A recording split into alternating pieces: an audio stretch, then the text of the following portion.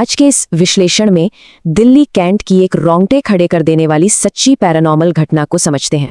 सवाल ये है कि किसी अदृश्य शक्ति का मजाक उड़ाने का अंजाम आखिर कितना खौफनाक हो सकता है। दिल्ली कैंटोनमेंट रोड, ये जगह अपने काले इतिहास और पैरानॉर्मल कहानियों के लिए पूरे भारत में बदनाम है।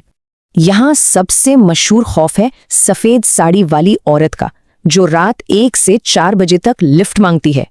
राज, रोहन और करण, इन 3 दोस्तों ने शराब के नशे और अहंकार में इस खौफ को झुठलाने की ठानी। खाली सड़क पर रात 1 बजे से जो सिलसिला शुरू हुआ, वो भयानक चीखों और अदृश्य हमलों तक पहुंच गया। सबसे अजीब बात, उन पर रेत से जोरदार हमला हुआ, लेकिन जमीन पर रेत का एक जर्रा तक नहीं था। रविवार की रात, नशा उतर चुका था। वो अपनी दिल्ली वाले अपार्टमेंट में खुद को बिल्कुल सुरक्षित मान रहे थे। तभी बाहरी दरवाजे पर एक बहुत जोरदार दस्तक हुई, लेकिन बाहर देखा तो वहां कोई भी नहीं था। सन्नाटा। खौफ तब और बढ़ा जब उस अंदरूनी खिड़की पर दस्तक हुई, जहां से किसी भी इंसान का आना नामुमकिन था। हद तो तब हो गई जब उनका भारी बिस्तर इतनी जोर से हिला कि अपनी जगह से ही खिसक गया। उस खौफ और तेज बुखार के मारे वो अपनी नौकरी छोड़कर तुरंत सैकड़ों मील दूर अपने घर पंजाब भाग गए।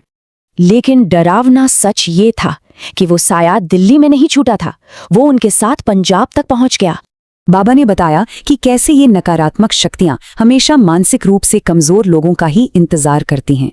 नशा, अहंकार और शापित जगह, बस इन्हीं चीजों ने मिलकर उन्हें उस अदृश्य खतरे के सामने बिल्कुल बेबस कर दिया। वो चले थे भूतों को झूठा साबित करने। नतीजा, उनकी नौकरी छिन गई और 5 महीने तक बिस्तर पकड़ लिया। तो सवाल ये है, क्या एक रात के रोमांच के लिए किसी अनजान खतरे की इतनी बड़ी कीमत चुकाना सही है?